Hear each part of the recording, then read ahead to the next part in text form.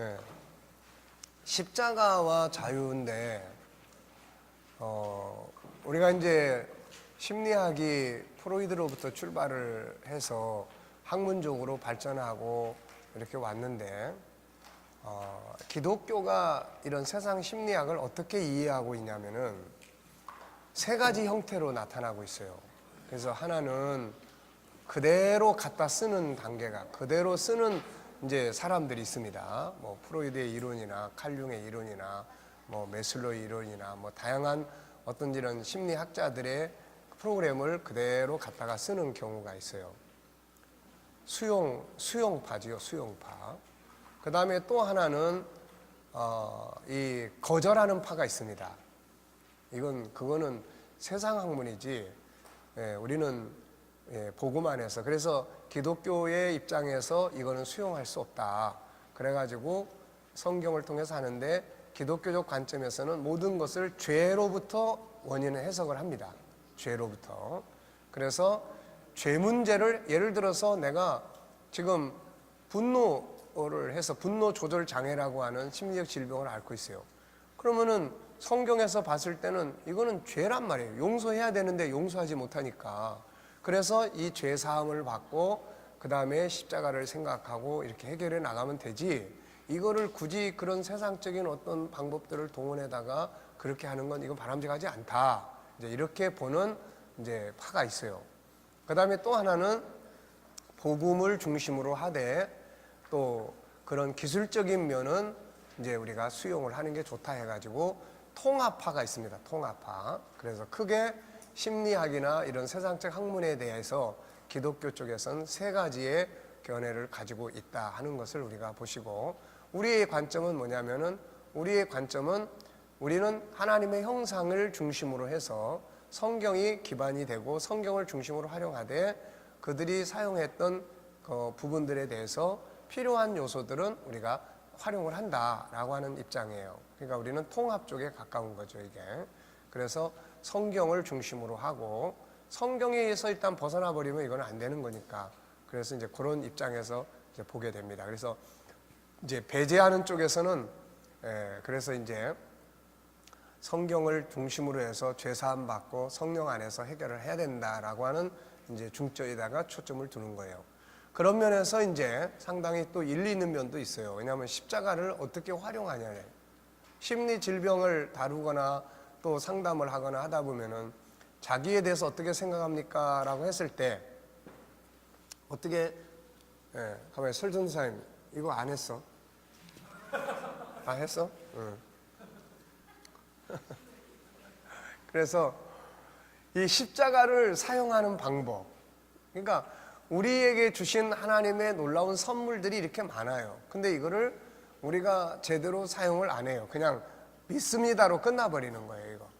그러니까 믿습니다로 끝나버리는데 이거를 활용을 안 하기 때문에 죄 문제를 해결할 수 있는 도구가 있음에도 불구하고 이걸 해결을 못함으로 인해서 그게 무거운 죄책감으로 오게 되고 그래요. 어떤 사람들은요, 자기가 감당할 수 있는 범위를 넘어서서 그 남의 죄까지 다 자기 탓이라고 책임을 갖습니다. 그게 어떤 면에서는 참 착한 사람 같아요. 근데 그게 그 사람에게는 막 인생을 포기하고 싶을 정도로 강한 억압으로 작용을 해요. 자식이 잘못됐어요. 우리 보통 누구 탓이라고 하죠? 내 탓이라고 합니다. 내 탓인 경우도 있죠. 근데 왜 몽땅 다 내 탓이라고 합니까? 그건 내 탓이라고 해가지고 해결되느냐? 아니라는 거죠, 이게. 그러니까 이런 부분들, 우리 집안이 잘못된 건 내가 우리 집에 와서 시집 와가지고 내가 이 집안에 잘못 들어왔기 때문이야, 나 때문이다, 이런 개념들, 이거 굉장히 많아요, 이런 것들이. 왜냐하면 그런 데 많이 들었어요. 우리 집 몽땅 망치기 위해서 네가 들어와가지고 너 때문에 집안 몽땅 다 말아먹고 그런 거. 그러니까 이런 가책이나 죄책감이 나중에 자꾸 억압으로 작용하게 되고 이게 병으로 발전하게 되는 거예요, 이게. 그래서 이런 문제를 해결하라고 주신 선물이 뭐예요? 그게 십자가입니다. 인간은 처음에 하나님 형상대로 지음받은 자유한 존재였고 그 자유를 누리면서 살았어요. 이걸 보여주는 것이 창세기 1장 2장이에요. 그런데 인간이 창세기 3장에서 하나님의 약속을 깨트리고 마귀의 유혹에 빠지면서 죄를 짓게 됐고, 죄는 다음과 같은 억압을 인간에 가져다 줍니다. 자, 어떤 억압들이 오죠? 관계 단절이에요. 관계 단절. 그 다음에 두려움을 가져와요. 공포감을 가져옵니다. 그 다음에는 부끄러움을 가져와요. 그래서 죄 짓고 난 다음에 아담과 하와가 부끄러움을 갖기 시작하면서 자기를 가리지 않습니까? 두려워가지고 숨었어요. 질병과 죽음을 가져와요. 미래에 대한 염려와 근심을 가져오고 영원한 형벌을 가져오고 다양한 환경의 억압을 가져오고 사회적인 억압을 가져오고 자기 상실의 억압을 가져옵니다. 인간이 범죄하면서 수많은 것들이 인간의 자유를 빼앗아버리고 인간은 종이 되어 억압을 받는 자가 되어버렸는데 이 모든 것의 기본 원인은 뭐예요? 죄 문제입니다. 세상은 이거를 전혀 모르죠. 그게 뭐 죄 때문이다 이런 개념 안 갔어요. 근데 성경은 죄 때문이라고 밝혀줘요. 죄는 하나님과의 관계를 단절시킴으로 수많은 두려움과 고민으로 우리 억압하게 됐고 인간관계 역시 파괴되어 여기서 오는 많은 억압들이 발생하게 되었어요. 인간은 이런 억압에서 자유하기 위해 철학을 하고 의학, 과학, 문학, 정치, 조직, 여행, 종교 등을 만들어 왔어요. 그러나 이 모든 것들이 인간을 억압에서 자유하게 하기 위해서 가장 중요한 것은 죄에서의 자유예요. 그래서 기독교에서 성경을 가르치고 또 십자가를 알게 하고 말씀들을 가르치는 것은 단순하게 지금 그 문제를 해방시키는 데 끝나는 게 아니에요. 예방 차원이에요. 그래서 서로 사랑하게 만들고 온유하게 만들고 이런 것들을 키워주는 거예요. 이런 걸 키움으로써 죄성인 분노나 이런 공포감이나 심판에 대한 두려움이나 이런 것들을 안 가질 수 있도록 만들어 가는 거죠, 이게. 자, 그래서 사실상 모든 억압의 배경은 죄이기 때문이다. 인간들은 인간들대로 다양한 방법을 가지고 인간을 다양한 억압에서 자유케 하려고 노력해 왔으나 근본적인 자유는 이뤄내지 못하고 있고 인간은 여전히 다양한 억압에서 고통을 당하고 있어요. 이유는 뭐냐? 이유는 인간을 억압하는 근본적인 문제인 죄를 해결하지 못하기 때문이에요. 이게 가장 근원적으로 자리 잡고 있어요. 아무리 심리 상담을 잘 해가지고 그 사람이 당신 자기대로 사세요, 자기가 하고 싶은 대로 사세요라고 하지만 이 사람 속에 진정한 기쁨이나 즐거움이 없어요, 이거. 그래서 우리 뭐 상담하다 보면 그러잖아요. 이제는 남만 위해서 살지 말고 정말 자기를 위해서 사세요. 그래가지고 이제 월급 타면은 맨날 전략 해가지고 그 애들만 위해서 그러지 말고 월급 타면 당신이 제일 먼저 하고 싶은 거 가서 사고 먹고 싶은 거 먹고 이렇게 이야기를 합니다. 그런데 이게 자기처럼 사는 거냐는 거예요, 이거. 그건 또 다른 잘못된 억압 속으로 들어가는 겁니다, 이거. 그 다음에 계속 이제 그렇게 해서 나도 그래, 명품 가방 나도 이렇게 맨날 사지도 못하고 했는데 월급 받아가지고 맨날 가족들 키우고만 했는데 좋다, 나도 이제부터 월급 타면 명품부터 한번 사야 되겠다. 하나 딱 샀는데 괜찮아, 치유가 되는 것 같아. 근데 그 다음에 또 사야 돼, 이거. 딴 사람이 어느 날 만나니까 자기는 200만 원짜리 하는데 이 사람은 1000만 원짜리 샀다는 거야. 이때부터 또 새로운 억압이 또 시작이 되는 거예요, 이거. 이런 거는 다 임시적 방편이지 진리가 아니기 때문에, 그래서 본질적으로 자유를 할 수 있기 위해서는 내 안에 있는 하나님의 형상을 회복하고 하나님과 가까워지고 죄 문제는 근원적으로 법적으로 일단 해결을 해야 되는 거예요. 우리가 죄 문제를 해결하는 건 두 가지예요. 하나는 법적으로 해결을 해야 돼요. 법적으로. 십자가는 법적으로 해결하는 거예요. 법적으로. 내가 좀 부족하고 연약하고 나쁜 짓을 했어도 십자가를 통해서 내가 의롭게 되는 이 법적으로 우선 해결을 해야 돼요. 여기에 대한 확실성을 가져야 되고 그걸 활용할 수 있어야 돼요. 그 다음에 두 번째는 말씀을, 이쪽 창세기 1장 27절 성경 말씀을 자꾸 묵상하고 키워가지고 그 키워가지고 의를 자꾸 행하는 쪽으로 가면서 죄를 이기어가는 이런 훈련을 하는데 이건 한계가 있는 거예요. 이건 완전하지 못한 거예요. 그래서 또 넘어지고 또 쓰러지고. 그래서 모르면 괜히 자기 죄도 다 못 짊어지는데 모르면 남의 죄까지 짊어지고 가면서 힘들어 죽겠다고 막 이런 상황이 벌어지는 거예요. 그래서 이런 것들을 바르게 일깨워서 자유케 하는 것이 중요합니다. 자, 그래서 인간을 억압하는 거죠. 죄는 지금도 자신을 파괴하고 인간관계를 파괴하고 사회 질서를 파괴하고 사람들을 고통 속에 억압당하게 만들고 있어요. 하나님은 사람에게 억압을 가져오는 근본적인 문제인 죄에서 인간을 자유케 하시기 위해서 길을 줬는데 그게 예수 그리스도의 십자가예요. 십자가는 인간의 죄를 해결하기 위한 유일한 길입니다. 이거 유일한 방법이에요. 이게 없다면은 우리가 죄 때문에 오는 억압에서 평생을 못 벗어나요. 이거. 예. 자, 사도행전 4장 12절 읽어보세요. 다른 이로서는 구원을 받을 수 없나니 천하 사람 중에 구원을 받을 만한 다른 이름을 우리에게 주신 일이 없음이라 하였더라. 자, 십자가의 의미는 뭡니까? 십자가가 가지고 있는 의미는 뭐예요? 이사야 53장 5절 6절 시작.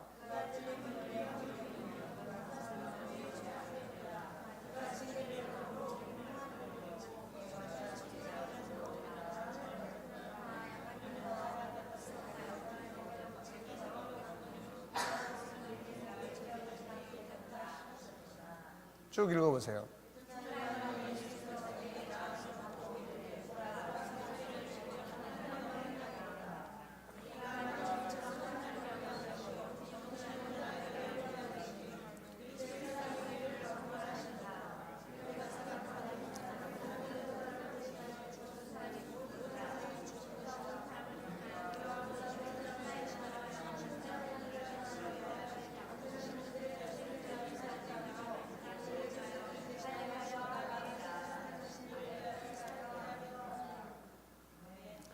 네, 어떻게 이쪽이 빨리 끝나고 이쪽이 늦게 끝나네요. 아, 이쪽은 생각하면서 읽고 이쪽은 생각 없이 읽고.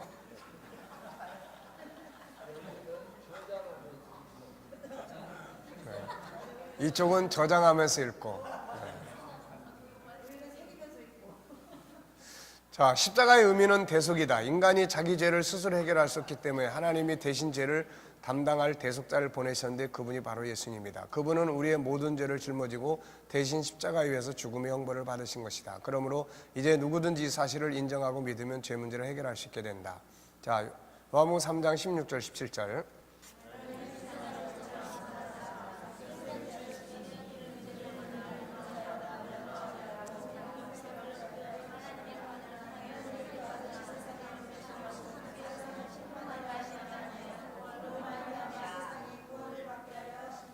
그 다음에요.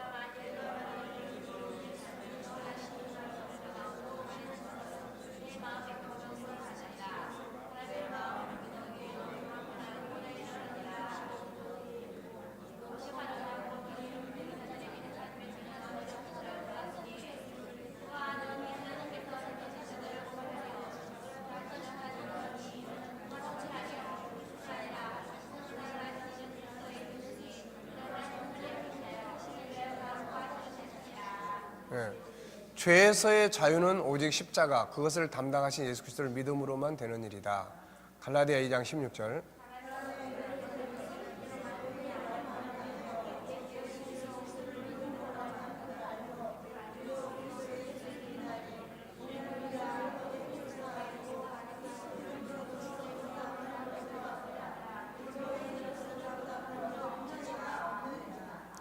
자, 이제 중요한 게 뭐예요? 이렇게 이제 우리가 쭉 읽으면서 여러분들이 이제 아멘 했습니다.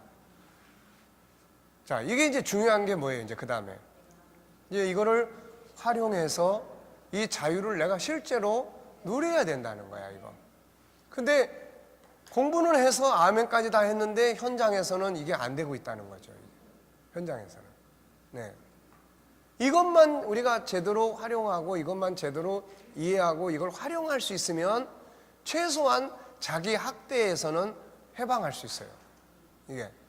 근데 이게 현장에서 안 되고 이렇게 공부하고 읽고 뭐 할 때만 하면은 현장에서는 이게 아무 도움이 안 되는 것이 돼버려요, 이게.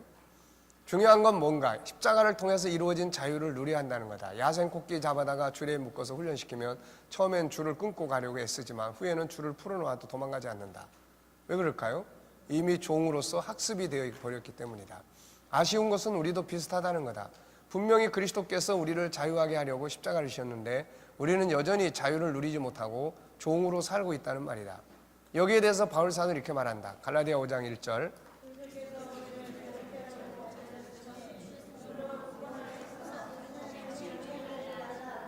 네.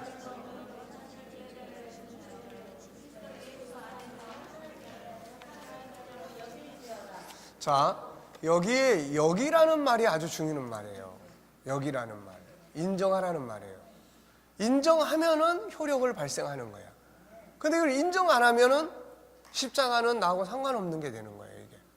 네. 알고 있습니다. 알고 있는데 실제로 인정하느냐 안 하느냐는 거예요, 이게. 자, 십자가 안에서 자유를 누리라는 말이다. 이걸 누리기 위해서는 다음과 같은 과정이 필요하다. 그러니까 이제 어떻게 보면은 우리가 이런 이제 도표들을 꼭 기억을 하셔야 돼요. 기억을 하셔야만 이런 상황이 벌어졌을 때 우리가 이걸 가지고 상담을 해서 그 사람이 죄 문제에서 벗어나고 또 자기 열등감이나 좌절감에서 벗어날 수 있도록 만들어주는 거죠.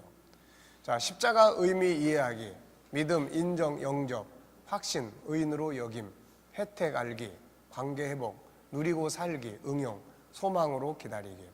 십자가 의미 이야기. 십자가의 중요성은 우리의 죄를 대신해서 예수님이 죽으심으로 믿는 자는 죄사함을 받게 되는 중요성을 가지고 있다. 십자가는 죄성을 가진 인류에게 하나님이 주신 위대한 선물이다. 아무리 돌을 닦아도 인간의 죄성을 없앨 수 없다. 그래서 하나님은 대속이라는 방법을 주신 것이다.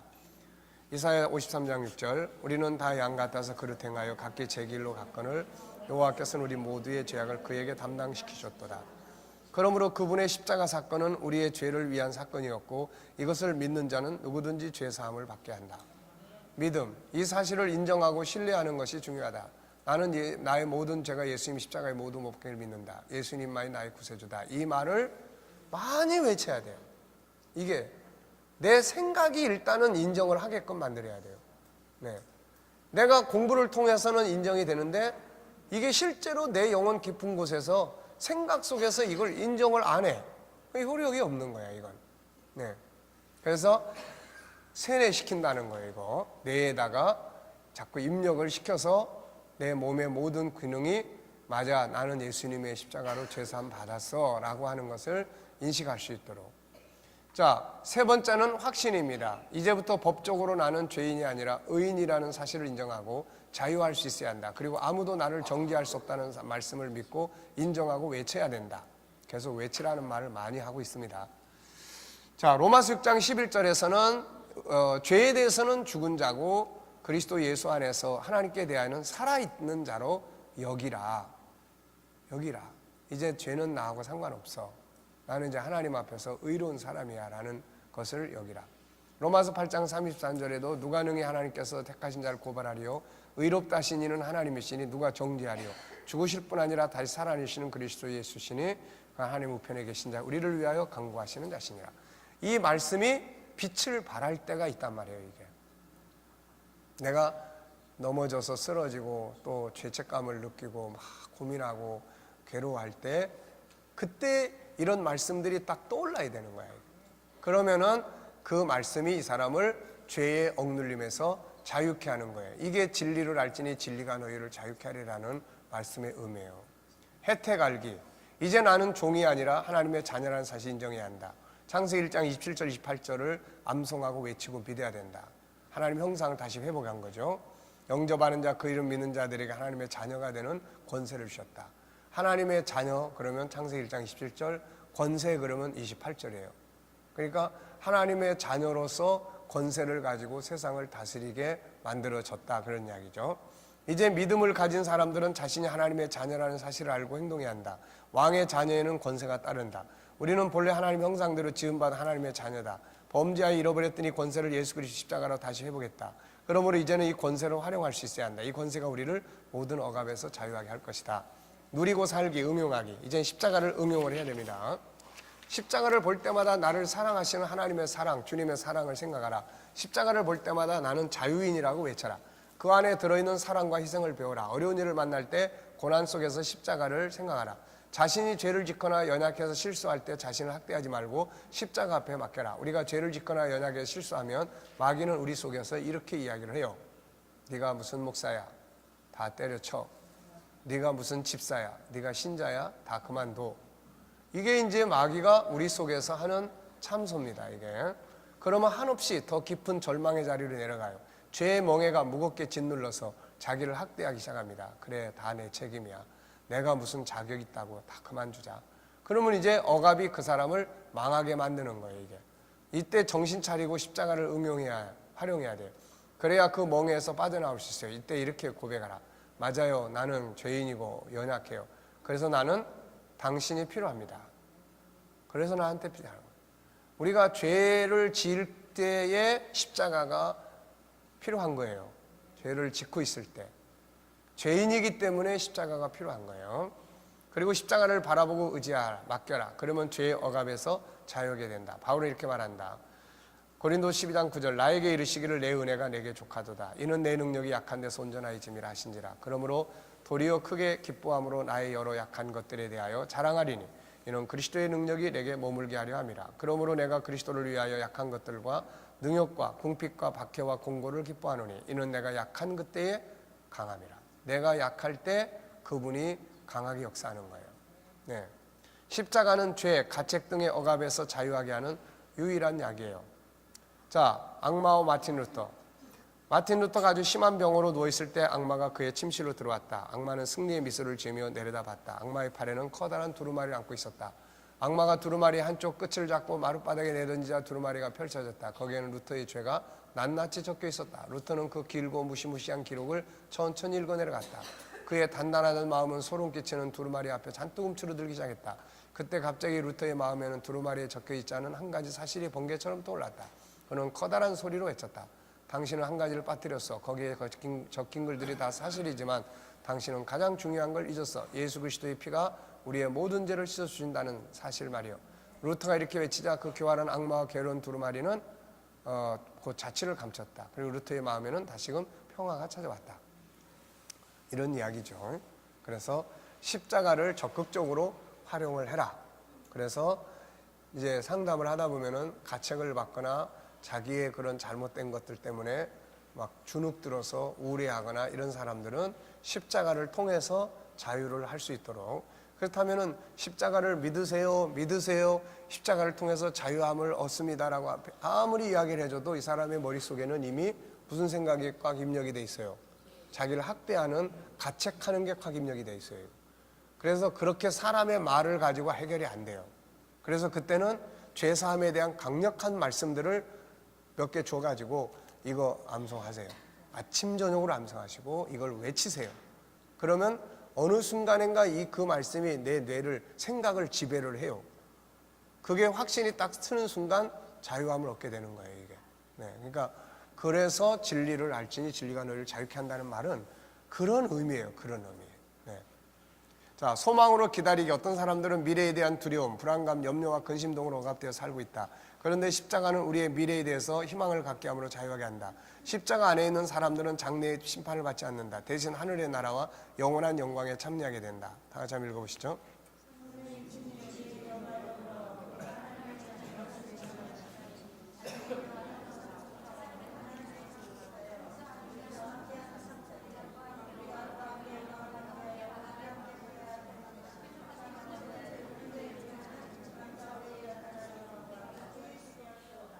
네. 자, 성도의 장래는 두려움이 아니라 희망이다. 그러므로 십자가 너머에 있는 희망의 미래를 바라보고 세상의 어떤 염려와 두려움에서 자유해야 한다. 특히 자기 학대에서 자유하게 하는 가장 중요한 방법은 학대하는 죄책감, 부족한 점을 모두 십자가에 맡기면 된다. 이거보다 더 좋은 약은 없다. 그래서 이렇게 자기 학대에 어떤 사람이 상담을 하는데 자기 집안이, 남편이 하는 일이 잘 안 되고 자기 집안이 이렇게 된 건 다 자기 때문이라고 생각을 하기 시작하고 있는 거예요. 그래가지고 그것 때문에 막 너무 힘들어하고 괴로워하는 거예요. 이 사람한테 일단은 우선은 십자가를 통해서 정말 그게 자기 죄 때문이라고 생각하면 일단 그걸 맡기세요. 예수님의 십자가를 통해 해결하시고, 그 다음에 두 번째는 자기의 역할과 남편의 역할, 이런 거를 이제 체크를 쭉 하게 됩니다. 그래서 당신이 할 수 있는 역할이 있고 할 수 없는 역할이 있다. 할 수 없는 역할까지 당신이 짊어지려고 하지 마라. 당신이 할 수 있는 틀 안에서의 역할, 그걸 찾아주는 거예요. 그래서 십자가를 의지하게 하는 건 영적 치료고, 그 사람의 할 수 있는 영역을 구분해서 생각을 정리하게 해주는 건 인지 치료라고 합니다. 그리고 나서 이제 이런 부분들을 가지고 나가서 행동으로 옮겨보면 경험을 하게 되는데 이걸 행동 치료라고 이야기를 해요. 그래서 인지 치료와 행동 치료, 주로 이런 것들이 이제 많이 사용이 되는 부분들이에요. 막 두려워하는 사람들한테는 그걸 자꾸 피하게 만들면은 이게 나중에 더 커져요. 그래서 직접 부딪히게 만들어요. 그래서 뭐 뱀을 무서워하는 사람은 일단은 책 속에 있는 뱀부터 친해지게 하게 만들어 시작해요. 그 다음에 이제 가짜 뱀을 만들어 가지고 그걸 자꾸 만져보게 하고 목에 둘러도 아무렇지도 않네 하게 해요. 그 다음에 독이 없는 뱀을 또 만져보게 합니다. 그렇게 해서 행동을 통해서 뱀은 괜찮네라고 하는 생각을 본인이 경험을 자꾸 하게 만들어주는 거예요, 이게. 그러니까 어떤 거는 인지, 생각만 바꿔줘도, 이해력만 바꿔줘도 되는 게 있고, 어떤 건 자기가 직접 경험을 해봐야만 바뀌어지는 게 있어요. 그러니까 이 십자가의 이런 역사는 믿음으로 자기가 이럴 때 어떻게, 이건 인지에 해당이 되는 거예요. 이럴 때 당신이 죄를 질수록 십자가와 가까워지는 방법입니다. 당신이 의를 행하면 의를 행할수록 사실은 십자가에 대한 의존도가 떨어져요. 이게 참 아이러니한 거예요. 그래서 바울은 죄를 짓고 연약할 때 주님의 능력, 십자가의 능력이 더 강하게 자기의 역사를 한다. 그러면 그렇다고 해서 자꾸 죄를 지려고 해야 되냐? 그건 또 아니라는 거예요. 이거. 이제는 의인된 책임감을 가지고 의롭게 사는 게 중요한 거예요. 그러니까 어쩔 수 없이 그런 상황이 벌어졌을 때는 그래서 내게 당신이 필요하다. 이걸 외쳐야 돼. 그래서 나는 당신이 필요하다. 그래서 나한테는 당신이 필요하다. 이게 아주 중요한 무기입니다. 이게. 아시겠죠? 네. 자, 죄가 가져다준 억압들이 쭉 있습니다. 여기에 뭐가 있죠? 한번 다시 복습해보죠. 예. 죄가 가져온 거, 부끄러움, 질병과 죽음, 미래에 대한 염려, 근심, 영원한 형벌, 환경의 억압, 사회적 억압, 자기 상실의 억압. 죄의 억압에서 우리를 자유하게 하기 위해서 하나님이 주신 최고의 선물은 뭐예요? 십자가입니다. 십자가를 통해서 자유하게 할 수 있는 방법들이 뭐예요? 네, 십자가를 적극적으로 의지하고 맡겨야 되고 그걸 받아들여야 되는 거예요. 받아들여야 됩니다. 그리고 응용을 해야 돼요. 마귀와 루터가 한 이야기가 주는 교훈은 무엇입니까? 네, 마귀는 우리를 계속 참소하는 거예요. 참소하는 겁니다. 그때 이제 루터는 예수 그리스도의 십자가로 내 죄가 다 사해진 거다. 이걸 이제 이야기를 했죠. 그게 무기예요, 이게. 그런 자유함을 못 누리면은 신앙생활도 나중에 못 해요. 뭐 말씀 들어도 뭐 지키지도 못하고 그걸 계속 자꾸 또 들으면 그게 주눅이 되고 나중에 그게 무거운 짐이 돼요, 이거. 네. 그러니까 어떻게 보면 우리 설교도 자꾸 그렇게 추상적인 입장에서 말씀대로 살아야 할 것을 강조하기보다는 살아갈 수 있는 구체적인 프로그램을 만드는 게 중요해요. 그래서 G7은 구체적으로 만드는 거예요. 존귀함, 어떻게 이웃을 사랑하고 존귀하게 살아갈 거냐. 이런 걸 구체적으로 만들어서 행동을 하게 만드는 거예요, 이게. 그래서 이제는 우리의 설교들이 프로그램화 되는 것이 이게 필요합니다, 이게. 세상은 우리는 여러분 은혜로운 말을 하셔야 됩니다. 우리 믿는 사람들이 좋은 말을 사용해야 됩니다. 말을 바꿔야 됩니다. 그런데 우리는 어떤 말을 어떻게 어떤 상황에서 어떤 방식으로 말을 해야 되는지 우리는 몰라요. 근데 세상은 그런 걸 잘하고 있다고요. 말을 훈련하고 그런 언어들을 다루어 나가는 이런 것들이. 그러니까 우리는 하라고는 하는데 어떻게 해야 되는지는 모르는 거예요, 이거.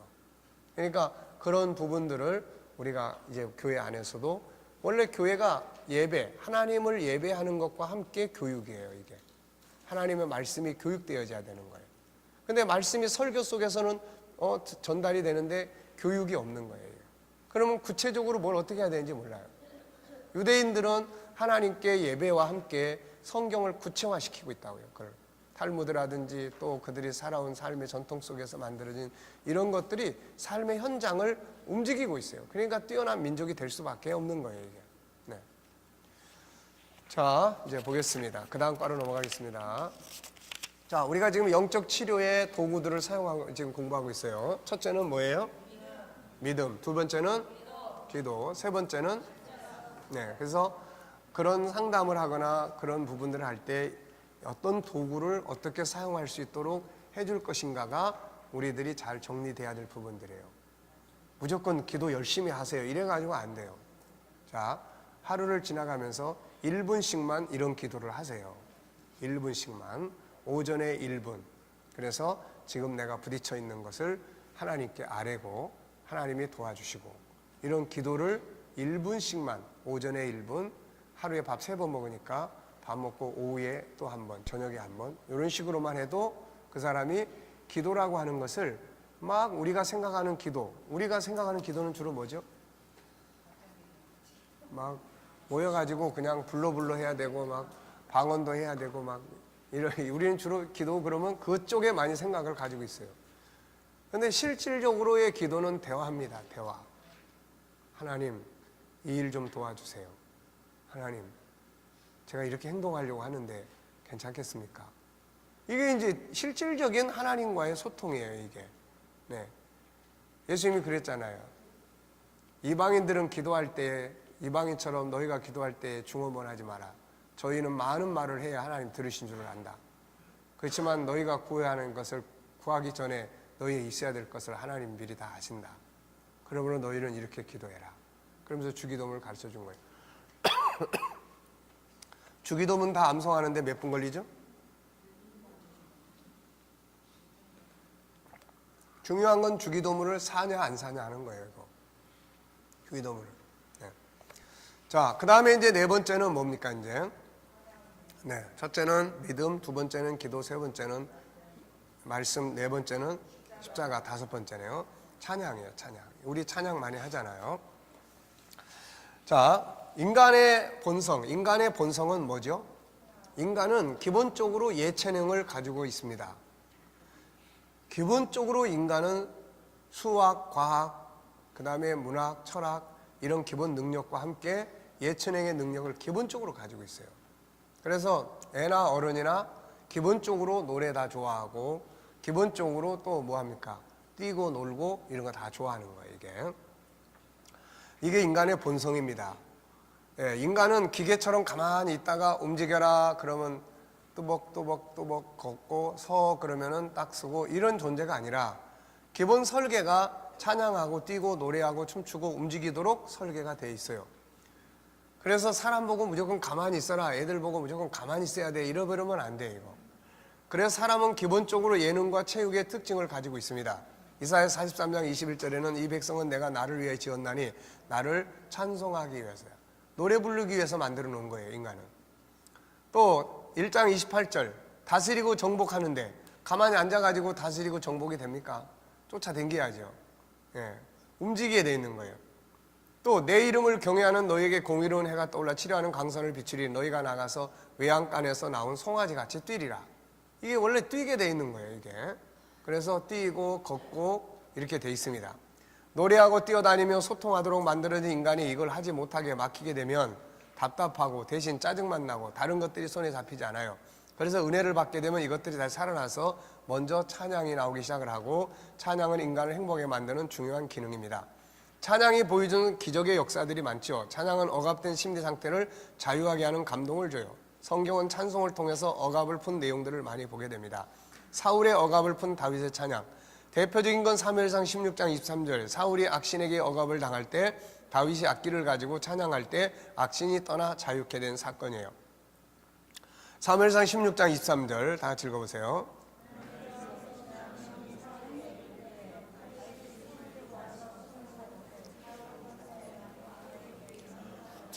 네, 브라가 골짜기의 기적, 여호사밧 왕 시대의 주변 연합군에 의해서 공격을 받게 됩니다. 이때 그는 사람에게 도움을 구하지 아니하고 백성들이 모두 성전에 모여 하나님께 기도했고 이 기도는 응답되어 하나님이 그 전쟁을 주도하시게 됩니다.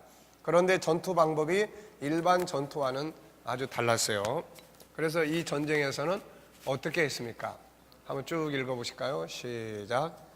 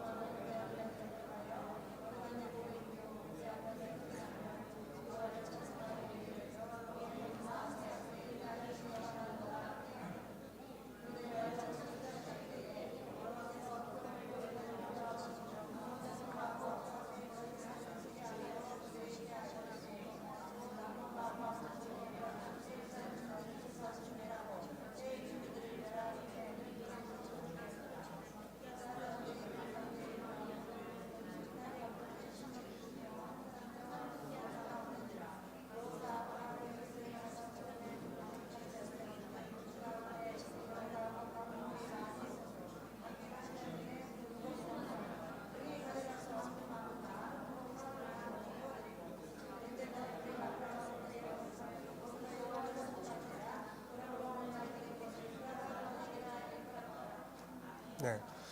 예, 이 전쟁은 성가대를 앞세워서 이긴 전쟁이에요, 이게. 그러니까 찬송 가운데 하나님이 임재하신 거죠. 빌립보 감옥의 기적, 바울의 2차 선교의 첫 번째 선교지인 빌립보에서 바울 사도는 기적들을 일으키며 복음을 전했지만 그것 때문에 붙잡혀서 실컷 매맞고 감옥에 갇히게 됩니다. 그런데 그날 밤 기적이 일어났어요. 묶인 쇠사슬이 풀어지고 감옥문이 진동하고 열리게 된 것입니다. 그런데 놀랍게도 이 기적은 바로 찬송에서 나왔어요. 바울은 그 고난 속에서도 찬송을 잊지 않습니다. 자, 사도행전 16장 19절 보면은 이제 붙잡혀 갔죠. 그래가지고 거기서 바울이 밤중에 뭐 했습니까? 25절에 보면은 바울과 실라 기도하고 하나님을 찬송합니다. 찬송해요. 이 찬송이 그들을 억압에서 해방시키죠. 찬송은 하나님을 임재하게 만들고 따라서 기적을 만들어 우리를 억압에서 해방시켜주는 능력을 가집니다. 이만큼 중요하기 때문에 성경의 믿음의 사람들은 찬양을 그치지 않아요. 다윗은 성전에서 찬양할 사람들을 뽑아서 성가대를 만들었습니다. 그래가지고 7절에 보면 그들과 모든 형제가 여호와 찬송하기를 배워서 익숙한 자의 수요가 288명이에요. 히스기야 역시 성전 개혁할 때 가장 먼저 예배와 함께 노래하는 자들을 세워서 찬양하게 했습니다. 그래서 히스기야의 성전 개혁이 29장에서 32장까지 나타나는데 그 중에 제일 먼저 한 것이 뭐냐면은 성전의 제사제를 시작하고 그 다음에 뭐 합니까? 이제 27절을 보면은 뭐 하는 사람들을 세웠어요. 히스기야가 명령하여 번제를 제단에 드릴세 번제 드리기 시작하는 동시에 여호와의 시로 노래하고 나팔을 불며 이스라엘 왕 다윗의 악기를 울리고 온 회중이 경배하며 노래하는 자들은 노래하고 나팔 부는 자들은 나팔을 불어 번제를 마치기까지 이르니라. 또 30절에도 히스기야 왕이 귀인들과 더불어 레위 사람을 명령하여 다윗과 선견자 아삽의 시로 여호와를 찬송하게 하며 그들이 즐거움으로 찬송하고 몸을 굽혀 예배하니라. 자, 찬송, 찬양은 성경뿐 아니라 모든 믿는 자들 속에서 항상 기적을 만들어 왔다. 대공황 시기에 남편의 죽음은 18달이었는데 남편은 신병 때문에 자주 결근했다. 그때 수입이 거의 없었다. 남편은 몸이 허약해 자주 자리에 눕곤 했다. 성홍열이나 이하선야민이 게다가 감기에 잘 걸렸다. 사정이 이렇다 보니 우리가 직접 지은 작은 집도 남의 손에 넘어갔고 식료품 가게는 50달러의 빚까지 지게 됐다. 아이들은 5이나 거느리고 있었다. 나는 이웃 사람들의 빨래도 맡아주고 다림질도 해줬다. 구세군 상점에서 헌옷을 사다가 고쳐서 아이들에게 입히게 됐다. 나는 마침내 스트레스가 심해져서 건강을 해쳤다. 그러던 어느 날 11살 된 우리 아이가 자파상에서 연필 2자를 훔쳐 그 주인에게 꾸지람을 받았다며 울며 말했다. 그 아이는 정직하고 감수성이 많은 성품이었는데 많은 사람들 앞에서 모욕을 받고 창피를 당한 것이다. 나에겐 이거 치명상이었다. 지금까지 숱한 고생이 한꺼번에 덮쳐와 장래에 아무런 희망도 찾을 수 없었다. 아마도 나는 그 고민 때문에 순간적으로 정신이 이상해졌던 모양이다. 세탁기를 멈추고 5살 된 여자아이를 침실로 데려가서 창문을 닫고 문틈마다 헝겊조각이며 종이 따위를 틀어막았다. 딸은 엄마 왜 그래? 자고 일어난 지 얼마 안 됐잖아 라고 말했다. 아니다, 낮잠을 조금만 자자. 나는 이렇게 대답하고 눈을 감고는 히터에서 새어나오는 가스 소리를 듣고 있었다. 그때의 가스 냄새를 나는 한평생 잊을 수 없다. 그런데 그때였다. 내 귀에 갑자기 음악이 들려오는 것 같았다. 나는 귀를 기울였다. 주방에 있는 라디오 스위치를 깜빡 잊고 끄지 않았다. 그러나 그런 것은 아무래도 좋다. 그런데 음악은 여전히 계속되고 있었다. 누군가가 찬송을 부르고 있었다. 자애 깊으신 우리의 벗 예수님은 우리의 죄와 슬픔을 씻어주시나니 마음속에 괴로움 숨김없이 말하여 왜 인간은 말하지 않는 무거운 짐을 자애 깊으신 우리의 벗 예수님은 우리의 약함 알고 가엾어 하시니 괴로움과 슬픔 속에 빠져들 때도 기도를 들으시와 위로해 주시네.